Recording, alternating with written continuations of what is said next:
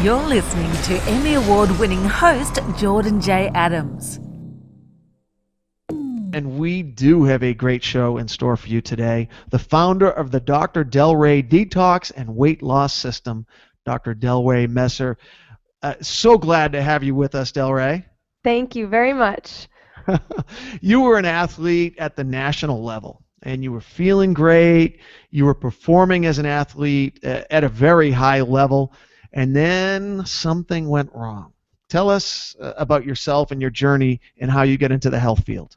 Well, I was always very healthy, no symptoms whatsoever. I grew up as an athlete. I played basketball, volleyball, cross country, track in high school, and then excelled at track and cross country. So I decided to do that on a full ride scholarship at NDSU in Fargo, North Dakota. Don't ask me why I chose to run in the coldest place on the planet, but I did, probably because I'm from there. And things were going great, and I got very, very sick. I was living in black mold, and I found out that a lot of these toxins can affect us at a cellular level. I mean, this is coming from somebody that had zero symptoms whatsoever and then suddenly lost literally my health and my life within a couple months' time. I had horrible, severe migraines, chronic digestive problems. I was so fatigued that I couldn't get up in the morning, and that was very unlike me. I was a 5 a.m. riser. I was super, super healthy, and everything just came crashing down within 2 months' time. And ironically, I gained about 25 pounds of weight, and I didn't do anything with diet and exercise differently. So that was something that was very shocking to me, because here I am, eating healthy, exercising, and I'm gaining all this weight. And I noticed a lot of it was water weight or inflammation. And when I talk to people and speak across the country on this subject, a lot of people tell me that they feel just like they're inflamed or bloated and toxic. Those are some of the adjectives that they use when they describe their symptoms. And I tell them, I know exactly how you feel. That's exactly how I felt when I was going through a lot of my health problems. So long story short, I found out that I was living in black mold. I had a little girl at the time. She was about a year old, and she developed really bad allergies and asthma and digestive problems. So I sought out, specialists, because obviously I needed to get myself well as my daughter. And what I found is that a lot of doctors just didn't know a lot about this subject.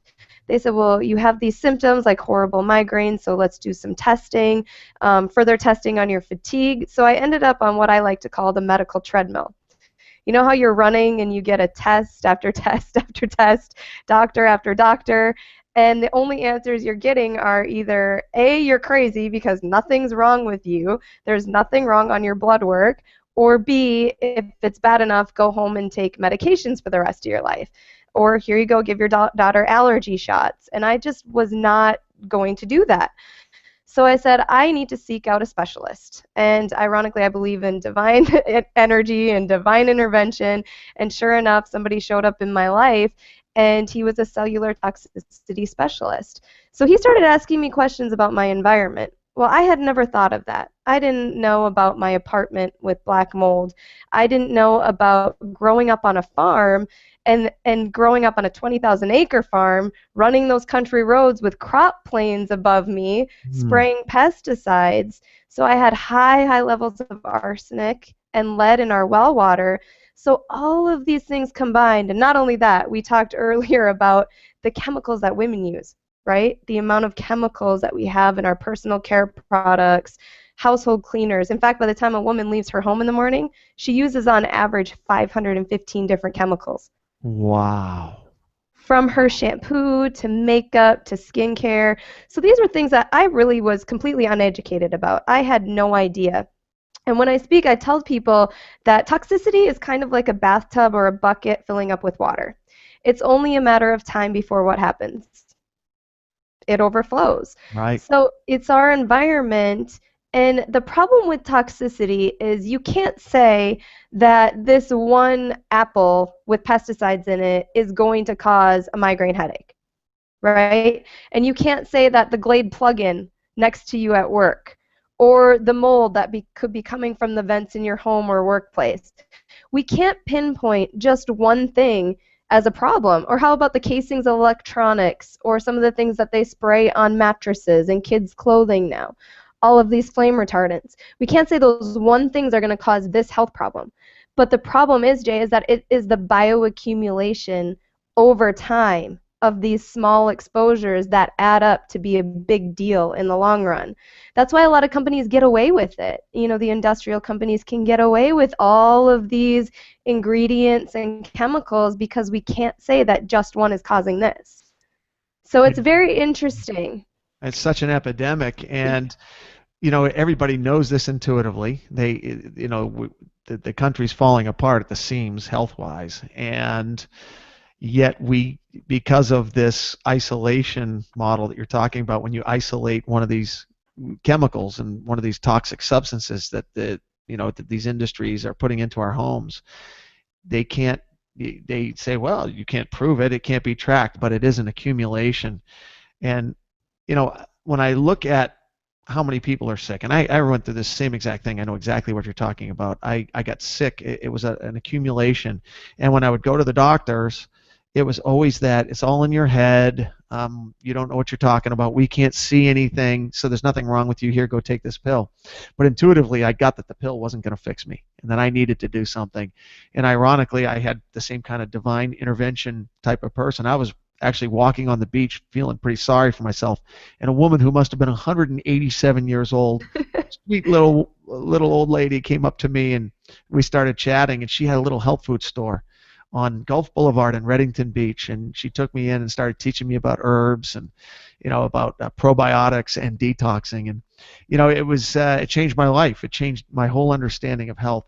And sometimes it's not what you take in, but what you get out of your system, and that's one of your specialties, is detoxing. And it's a fascinating subject, cellular detoxing. And one of the things you said earlier that really struck me was that inflammation and toxicity are related, and we know that inflammation is a huge problem. Can you tell us how inflammation and toxicity are related?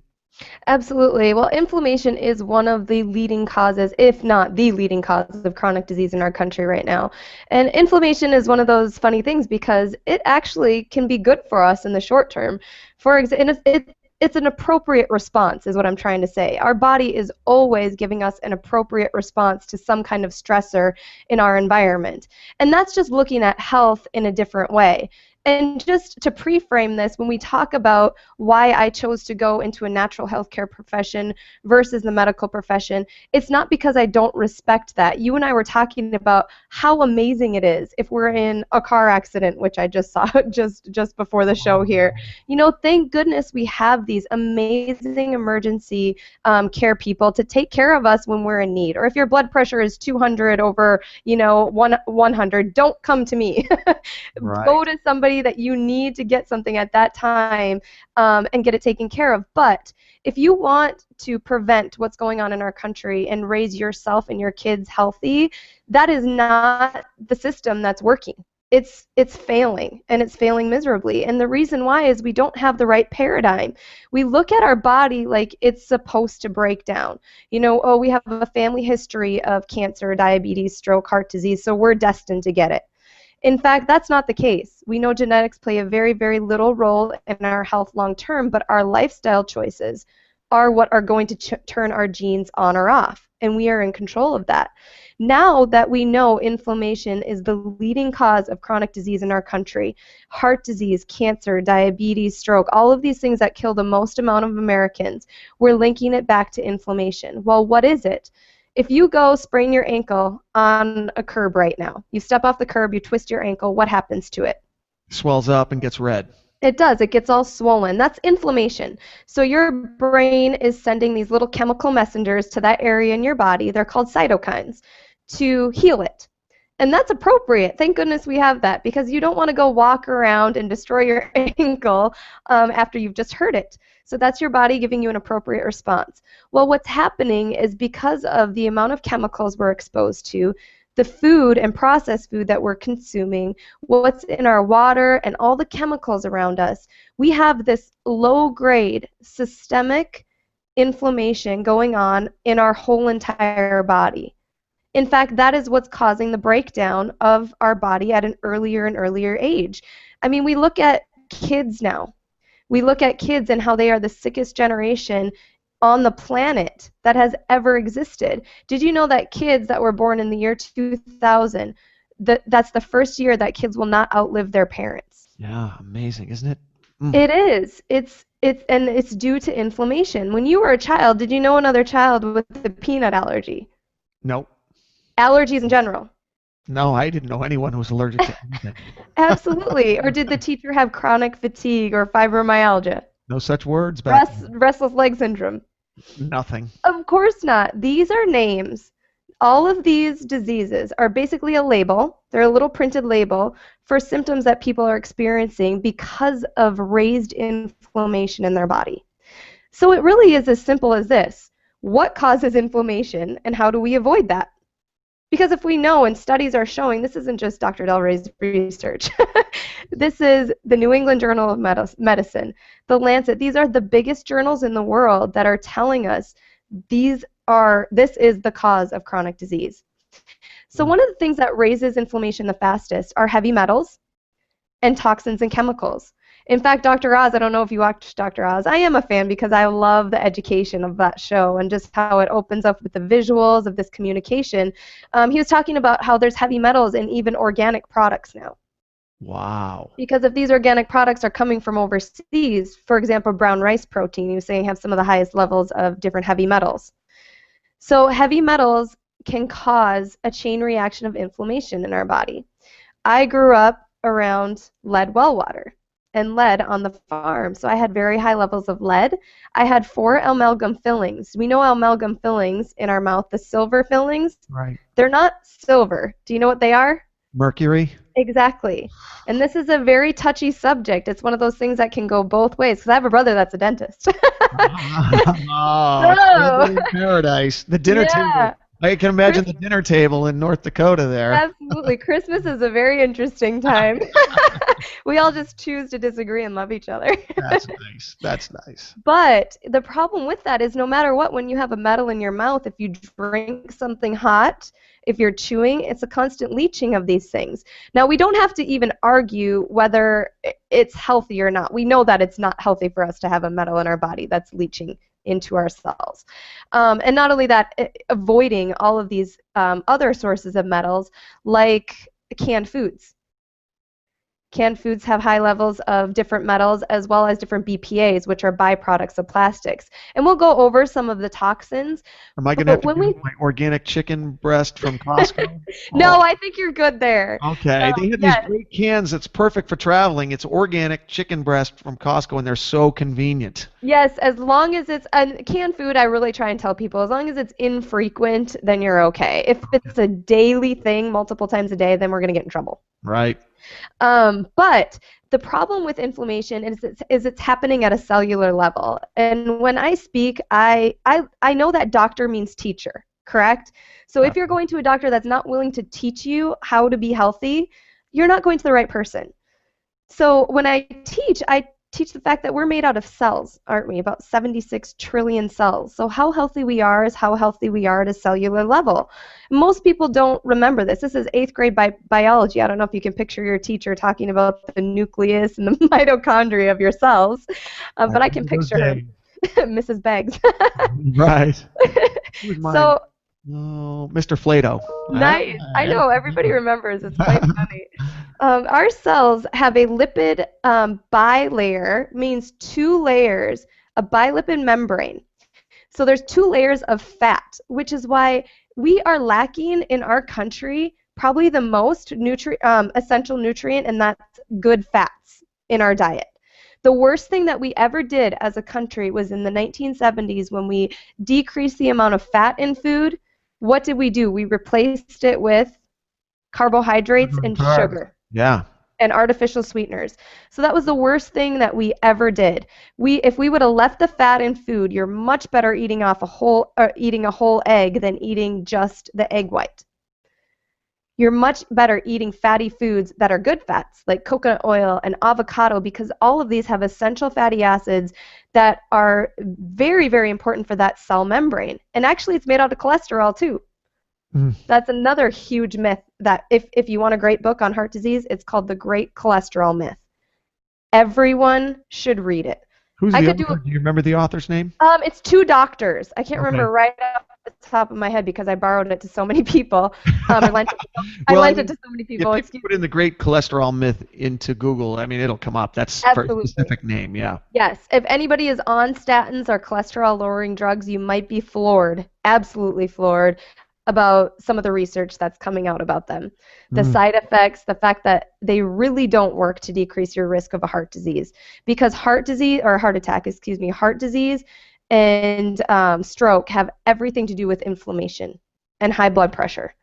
So when taking a look at, all of these things added together, we have to look at how inflammation is affecting us at a cellular level. How healthy your cells are is how healthy and how easily nutrients can get into the cell and waste products can get out. Because if you have it's called cellular fluidity. Can you picture something going in and out of that cell very, very easily? Yes. What happens when you have toxins and chemicals? They have an affinity, or they're like a magnet. They're attracted to fat in our bodies. We're like sponges. So, picture a sponge soaking up with water and getting bigger. That's what happens to our cell membranes and also our fat cells. We can accumulate fat very, very quickly, especially along our midsection, if we are exposed to a high amount of chemicals. Take, for example, when I was living in black mold. How did I gain 25 pounds doing nothing different with diet and exercise? This is fascinating. Yeah, I'm It starting to really get a picture of this. Absolutely. So these toxins store in our fat cells and in our cell membrane, and we bioaccumulate them with time. Now, there are some that are, I call them little stinkers because they don't leave the body very easily. And pesticides can be really, really tough to get out of the body. But there's good news. There's a great book called Slow Death by Rubber Duck. It's an amazing book written, and actually I believe there's a documentary now. Two Canadian journalists, they set out to research the chemical exposure in our households. So what are we around that's raising chemical toxicity in our body the most? In fact, CNN did a special on this, and it's actually some of the things that you would never imagine. Like rubber ducks from China. When our kids play with them in the bathtub water is what? Hot. Hot. So what happens to all of these heavy metals in these plastic toys when they're in the tub? Wow, they leach into the water, and then the body and the skin is the largest organ in the body, and the skin absorbs it. And the skin is readily absorbing it because it's warm at that time and the pores are open. Wow. And our children are extremely susceptible to this cellular toxicity because they have a lower body weight for the amount of exposure that they're exposed to. So I tell people, here's the thing. You can get extremely overwhelmed by all of the things that you're exposed to on a daily basis. We talk about pesticides. We talk about the personal care products, canned food, household cleaners. It can get overwhelming. So I like to take my patients and clients through a step-by-step process of trying to eliminate and replace some of these things in your home. And what's exciting is that usually you save money because cleaning can be as simple as vinegar and some lemon essential oils. That's all I use for cleaning. Wow, nice. Absolutely. I'm thinking of the household because you have us in the home right now, and I'm thinking of a couple different things. One, and I don't know if this is your area, so forgive me if it isn't, but I think of my house, and we're like wired to the max. I'm not a techie, but I have to have a lot of high-tech stuff in my house because of my television shows, my MMA shows on TV. So we have all kinds of wiring and Wi-Fi this, and Mac Daddy, cellular this. I know there's a ton of stuff going around in my house. I mean, how bad is that in terms of toxicity? Because I've been hearing we should be shutting off our Wi-Fi. It's really not good for us. Well, that's ironic you say that because I just had a new router put in my house with some extenders on it last night. And just this thought in my head, I go, I just don't know if this is great because I do everything online now. And I need to have a great online connection. And I'm going through my head all of the people that are saying, oh, it's totally fine, there's nothing wrong with it. But we know better. We have to know that our bodies are energy and electricity. And there is no way that all of these Wi-Fi and towers and all of these things can't affect us at a cellular level. I have a friend that's a biomedical engineer, and he swears that the amount of cancer that's happening right now is because of cell phone towers. And, we can talk about all these things that we're exposed to and what's the number one thing to change. I think it's really trying to minimize all of them. Yeah. Because if we try and focus on all of it, like I said, we get so overwhelmed and we Throw your can get hands into up. the whole conspiracy theory side of things. I know. And you know what? It's funny. You and I were talking offline about this. One of my big revelations is I'm not going to hate, and I'm not going to assume these people are trying to poison me. I'm going to assume they're good people who, just like you and I, are trying to provide for our family. They're trying to, conduct an honest business, and they're trying to serve the public just like anyone else. So what I would rather do is just focus on the positive and focus on what I can do. And yes, I am going to choose organic. I'm not going to put down the companies that are putting the poisons in the food. I'm not going to put them down because they think that they're creating greater yield for us. I'm not going to assume that they're trying to poison my kids, but I'm sure not going to poison my kids. And so I'm just going to joyfully be grateful that I have access to organic foods. And I'm going to tell everybody that they should eat organic because I'm not going to keep that to myself. But I'm also, if someone has to eat, conventionally grown food, I'm not going to put it down, and I'm not going to freak them out. I'm just going to say, as soon as you can, go over to organic. Exactly. That way I'm not dragging myself down in negativity either. Agreed. And I think that's why I get such an amazing positive response when I speak, is that I really try and focus on the good. And we talked about that, paving a new way.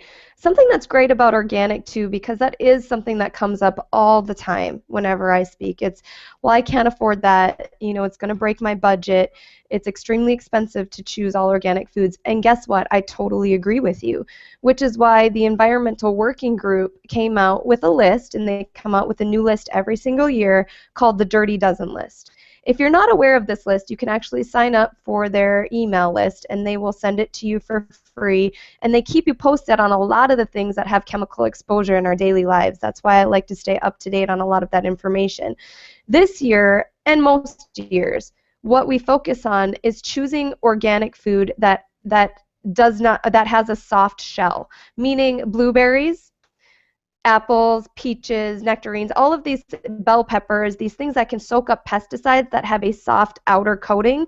Those are the things to choose organic. And the reason why is because they save you, if you choose those foods, they save you on 80% of pesticide residue by just following that list. Wow. That is a huge percentage. So if you're thinking in your head right now, you're a mom or you're a dad, and wow, how am I going to do this for my family? Just start there. Start eating your berries and your salad and your leafy greens. Just look at that Dirty Dozen list and choose those organic, and you will save on 80% of pesticide residue. Because think about it, if you buy an organic watermelon or an avocado or honeydew or something like that, they have a huge rind. So it'll at least protect you from some of those things. Whereas berries are right next to the ground where they grow, and they're going to soak up all of those pesticides. And you and I know about GMO foods, genetically modified. The jury is still out, but I believe it's closing in very, very quickly on how these foods can definitely alter our genetics. We talk about autoimmune diseases all the time, and this isn't something that just happened to us. There is a reason why our immune systems are reacting the way that they are and start reacting to our very own cells in a negative way. And I truly believe that it has a lot to do with that. So corn and soy, most of the times, 95% of the times, are genetically modified. So those are some of the foods that I avoid. And obviously processed foods we have to avoid them altogether because of the amount of artificial ingredients and things like that in these foods. Absolutely. We talked about how toxicity creates inflammation in the body and how that affects us. How does toxicity affect our hormones? Because we know that the hormones are so important for increasing our lean body mass to fat ratio. How does toxicity affect those hormones? Well, it's interesting because for a long time, there's no way that somebody would relate toxicity to their weight. If you would go to a doctor or you go to a nutritionist, you sat down next to them, or you brought your overweight child to them, they would say to you, well, if you want to lose weight, it's as simple as what? Eating less and exercising more. We've Right. all heard it. Create a caloric deficit. Right. Well, that's not working anymore. And there's a reason why. There's a missing piece of the puzzle, and that is toxic exposure. Because toxins do affect our hormones. And this isn't, like I said, just my research. Actually, somebody that is an idol of mine that I look up to greatly is Dr. Sanjay Gupta from CNN. Right. The chief medical correspondent for CNN. He really started to open the door to looking at how these chemicals are affecting not only our health, but also our weight and also our kids' health. And the reason why is he has 3 beautiful little girls. Short story, I saw him in the Atlanta airport about 2 weeks ago, and it was like I saw Brad Pitt or something. I'm not even kidding you. That's how big of a science geek I am. I'm an absolute geek. You are a nerd. Because I read PubMed every morning. I read all these journals because I need to stay up on what's going on to be able to educate my clients about it. So he's in line right in front of me, and I'm in the TSA approved line. So as he has this baseball hat on, suddenly he looks over to the side because he's waiting for his wife and 3 girls. And I go, oh my gosh, are you Dr. Sanjay Gupta? And he goes, yes. And I go, oh my God. Oh my gosh, I'm such a science geek too. I love it. I love it. So I go, well, I just wanted to thank you so much for talking about toxicity and how it's really playing a role in our health now. I'm a mom. I have 2 little girls, and it's extremely important to me. And I went through, a personal health struggle because of it.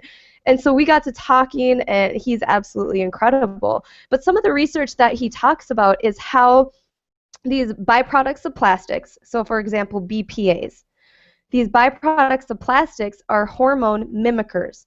They mimic hormones in our body and can cause estrogen dominance. And we know that estrogen dominance can lead to what type of cancer most of the time? Well, breast cancer, yeah. Absolutely. So we're showing how these byproducts are really affecting us at a cellular level and accumulating and causing DNA damage. Then we talk about different products like PFOAs are byproducts of Teflon. So nonstick pans and coating are very, very hazardous to our health. So anytime we have, our heat on high when we're cooking dinner and those fumes are circulating around our home, they're extremely toxic. So all the cookware that I use is stainless steel or glass cookware. Very, very important to get all Tupperware, plastics, anything out of your home. And it's difficult because I knew we grew up in the, Tupperware party age. Most of the moms that I talk to and work with say, well, I have cupboards full of Tupperware. What do I do with these? I'm like, well, throw them or give them to a relative you don't like. The challenge with Tupperware is that Tupperware actually plays very well into the people who are trying to be healthy now and who travel and who make big batches of food. That's one of our modalities is you make big batches of food on one particular day that you can now eat throughout the week. And you can, like I make big batches of lentils or beans or rice or legumes or chicken breasts, and then I add in veggies throughout the day. It's very hard to travel and stay healthy if you don't use the Tupperware model. I love Pyrex, and if you go online, they have lots of different sizes of different Pyrex dishes now. So there's 1 cup, I actually have one in my purse right now, 1 cup serving size of a lot of those, and you can put it in a really well coated lunch bag. So I've never broken one, and I travel all across the country. So I can give you some of those. Do the Pyrex, do these bottles? Absolutely. They seal. They've never leaked, leaked. It has a great seal on them. So that's just some of the tips that I've learned as I've traveled. And back to the hormone thing and how these toxins are affecting our hormones because of those little things that we're doing. So say we're microwaving plastic. We're cooking with Teflon. We sleep on a memory foam mattress, which, by the way, can be one of the most toxic things that you're exposed to. In fact, I have a lot of clients. One got a new memory foam mattress, and she was having all of these different symptoms, and I said, well, what changed? What changed in your daily life? What was different? And she said, well, I got a new memory foam mattress. And another friend of ours, he started experiencing really bad allergies and coughing and sneezing, and I said, was there something new that changed? And he said, I got a new carpet just a week ago. I said, well, is that when all of your symptoms started? He said, absolutely. That's exactly when it started. Wow. And Yes. I know this is real. What you're saying is real because this, like, it happened to me. Like, things that never used to bother me now drive me nuts. I stayed over at a friend's house, and went to bed, and there was like a fragrance on the pillow, on the pillowcase, which I'm sure he did to Be nice. make it nice. 'Cause he's just an awesome guy. He's like one of my best friends, so he wanted it to be like a really pleasant experience. But my eyes started watering, my throat started closing up, and my wife was like, "What's wrong? What's wrong?" I said, "I can't. I've got to get rid of these pillows." We ended up putting towels over the pillows, and that helped a lot. So, like, that's real. Like, it really happens. And every year, like, when you use that water into the bowl metaphor, it's so accurate for me because every year these sensitivities get worse for me. And I am getting to the point. I've never done a detox, but I'm getting to the point now where I know I'm going to do one because it's now to the point where I know I've got to get this stuff out of me. It's really bothering me. My throat is sore most of the time now, and it's so I didn't mean to interrupt your flow, but I just wanted to reinforce, at least for me, that's been my experience, is that yeah, it gets worse. It does. You gotta do something. And actually research shows that about 25% of us are more chemically sensitive. So there are some people that can be on a plane and around somebody that has perfume and cologne on and be totally fine. I'm not one of those people. If I'm around Glade plugins or air fresheners in a car, somebody that has perfume or cologne on, I can get an instant migraine this fast. And it's because we are more chemically sensitive. But because of the amount of chemical exposure we're under now, we find that the majority of children are chemically sensitive because of this bathtub analogy.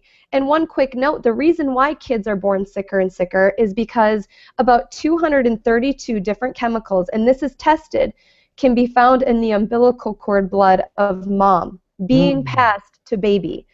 So baby is now starting with their buckets or bathtubs half full of chemicals. And now we talk about the vaccine schedule being so much more than what it was when we were children. And that's a whole nother subject we could talk years and years about all these different interventions that are done with children that weren't done with us. We talk about antibacterial hand soaps, and kids are doused in this stuff on a daily basis. I used to eat dirt. I mean, we were on the farm, and our immune systems were completely titanium because we exposed ourselves. And my daughter just got a little cold when we traveled, and I'm like, yay, she's building her immune system. And other moms look at me like I'm crazy, but our bodies are designed to get sick once in a while. Your kids can get sick, and you can do nothing. Zero. Don't put anything, any type of drug in their body because it's going to suppress what their immune system is trying to learn. And these things are just important. It's important for our body to be able to function the way it's supposed to. We try and do something, and we think that our body's breaking down when we have a fever or anything going on. And we talk about the chemicals and what we're exposed to, because really what they're doing is they're playing a very, very important role in us being overweight, adults, but as well as children. Because when I look at somebody that's overweight now, I look at inflammation. And I look at their chemical toxicity exposure. And they look at me completely different when they come in and see me in my office because they say, wow, this is the first time somebody is not telling me that it's my fault, that I'm in the closet eating too much food, that I'm lazy because I'm not exercising enough. And children especially, I go, these kids are not eating massive amounts of food. Now, don't get me wrong, we do have bigger portion sizes now than we have before. I understand that. And we might be a little bit lazier. We like to sit down on the couch, versus going out to exercise. But you can't tell me that these things are not playing an important role. So have you heard of the hormones called leptin and adiponectin before? I've heard of leptin, and I know that someone has just written a book about, literally the whole book is on leptin, so that tells me it is a pivotal hormone, very important. So yeah, let's touch upon that. And Absolutely. I also want to be sensitive to your time. I know you have a patient in 10 minutes, so I'm thinking maybe we'll spend 3 or 4 minutes on leptin, and before we get out, if you could just give us some anti-inflammatory foods that we could sort of focus on next time we go to an organic grocery store, Right. that would be wonderful. And again, you don't have to be at an organic grocery store, but definitely try to stay in the produce and vegetable section if you can. But I would like to focus on those two before we get out. So yeah, leptin, let her rip. Awesome. Okay, so we used to think that fat was just a storage unit. So we would eat too much, not exercise enough, and we would store and accumulate fat. That was the theory. For a very long time, it's been the theory, and actually some people still think that's the only way to lose weight. I have a trainer that I have been battling with because I don't know if you heard of the Twinkie diet, but this professor went on this Twinkie diet, and he still lost weight by eating Twinkies. Here's the thing. No matter what, every food we eat has a hormonal effect on our body. Fat is actually a metabolic organ, meaning it secretes hormones. We didn't know this years ago. We didn't know that fat could actually secrete a hormone that travels to our brain to tell us that we're either hungry or we're full. So kind of like a gas gauge in your car. Picture the gas gauge, empty or full. That's telling you need to fill up or you're empty, correct? Right. So that's exactly what happens in our body. If our hormones are working correctly, we eat, the proper portion size of food, we get that signal that we're full and we should stop eating. How many of us think we have a broken gas gauge? Right. And everybody usually raises their hand because we usually overeat. Or we don't eat often enough during the day and we overindulge at nighttime and we overeat and continually eat during the night. That's a lot of my clients, actually. The reason why that gauge is broken is because leptin can become dysregulated or not work properly when we have toxicity in our body. So these hormones can dysregulate leptin, and also a poor diet of processed foods dysregulate these hormones that are supposed to tell us we're full. And it also controls our cravings for certain foods. Also controls how well we burn body fat. So these are 3 pivotal points on how efficient we are at burning fat. And I also tell people that you can become very efficient at storing fat. Picture, Mr. Brown Bear in the middle of Alaska when he's hibernating. Does he need to eat very much to keep all of his fat stores for the winter? Oh, when he's hibernating, he's not eating anything. Exactly, but that is what's happening to a lot of us as well. Because a lot of people aren't even eating a lot of food, they just become so efficient at storing fat. So we need to become fat burners instead of fat storers. Does that make sense? Yeah, we want to become fat inefficient. Exactly. Horrible at storing fat. Exactly. I really want to fail at that. I want to be a miserable failure at storing fat. Exactly. So detoxing at a cellular level, binding and pulling those toxins out of your body, providing your body with an anti-inflammatory diet, and doing the right type of exercise, which is high-intensity training, not just long bouts of cardio, gets your body to become an efficient fat burner. And that is, regulating your hormones and doing it the right way. In fact, when you get your hormones right, you will no longer have food cravings. People are floored by the fact that, wow, I used to dream about chocolate. I used to think about all these foods every single day, and I don't even have an ounce of a craving for them. That's because you've become an efficient fat burner. Just a few minutes left. I know that everybody's sitting on the edge of their seat wondering what these anti-inflammatory foods are. What is the biohack? I really want to take advantage of this whole leptin connection. How do we get these hormones to become inefficient at storing fat so that they're saying, hey, we don't need any more calories? What are the biohacks in terms of anti-inflammatory foods? The most important thing that you do when you choose what to eat is to think about not releasing insulin from your body, from your pancreas.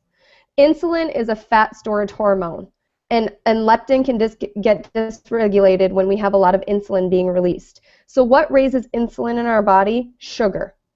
Processed sugar is the most important thing, and obviously artificial sweeteners, because we now know they do the same thing as sugar. It's the most important thing to eliminate from your diet. So always eating a balanced diet that has proper proteins, carbohydrates, and we're going to talk about just shortly what are good carbohydrates versus bad, because there is a huge difference, and then good fats. So having that proper balance is very important. You will feel full and you will have tons of energy. So for example, what would you do for a breakfast? If you had berries, because they're full of antioxidants, they're definitely something to include in your daily diet, but make sure that they are organic, because once again, they have the soft shell. Berries, a lean protein, maybe you have some cage-free eggs, free-range organic cage-free eggs, because they're full of protein, and you actually can eat the yolk because they have amazingly good fats in them, and maybe a little slice of avocado with that. Maybe you have some gluten-free oatmeal with a little scoop of protein powder in there because you're in a big hurry, with some walnuts. Those are a proper pairing of good proteins, carbohydrates, and fats. Now there's bad carbs. You have your white bread, white rice, white pasta, but now there's also carbs that we think are healthy for us. We talked about this: wheat bread, whole grain bread, whole grain crackers, all of these things that we think are healthy, but you turn around and read the label and it says enriched white flour, enriched wheat flour, and these things will spike your blood sugar faster than a Snickers candy bar. So it really is. And I have a book, and it comes with an anti-inflammatory food list. So, you know, that's something that we can, I can maybe share the ebook version with you, and you can share that for your listeners. And that would be a great option for them to just get started on eating a healthy diet. So berries are number one, and obviously green leafy vegetables, as we all know, are so important. Kale is one of the most amazing superfoods, but it's very bitter, so people have a tough time eating it. So a lot of the recipes that I do, and actually on my website, I'm in my kitchen making things, and that's why people come to my website to learn how to eat healthy foods and how to make them taste good. Because kale can be absolutely amazing in my protein powder, in a fit shake in the morning. It tastes just like green lemonade. And people say, yeah, right, kale. But it tastes incredible. So you have your really strong antioxidants. Fruits and vegetables, very, very important. And then as far as meats go, choosing the correct type of meats, no chemicals, no hormones, no antibiotics, all of those things are very important for meat. Buying it locally would be great, making sure it's grass-fed, grass-finished, free-range, all of those things. And then as far as our fats go, we can get that from coconut oil and avocados and raw nuts and seeds, because heating things will denature them, which is why making sure things are raw or extra virgin coconut oil or olive oil is very important. Got it. Well, I do want to be sensitive to your 5 o'clock. There's literally like 80% more that I wanted to get to. It shows you how amazingly detailed and complicated the human body is, because we spent a good solid hour and we went at this hard, and there's so much more to touch upon, but you've given us such a great foundational basis to start on, some really good biohacks, especially learning about, you know, the different types of foods that are functional and anti-inflammatory, plus giving us a good grounding in all of the toxic materials that are out there. Dr. DelRae, if people want to find out more about you and about your detox program and your philosophy, where would they go? DrDelRaeDetox.com, so DrDelRae Detox.com, and then my training website with workouts and videos on recipes and workouts is fit4lifeformula.com. Dr. DelRae Messer, thank you so much for being with us today. Thank you so much. Have an awesome day, and I hope to be back soon. Yes. Oh, I would be thrilled if you would come Great. back. I'd be Absolutely. honored. We'll follow up. Thank you, DelRae. For our full schedule of fights on the NBC Sports Network, CW and ABC affiliates, visit UnitedFightAlliance.com. United Fight Alliance. United we fight.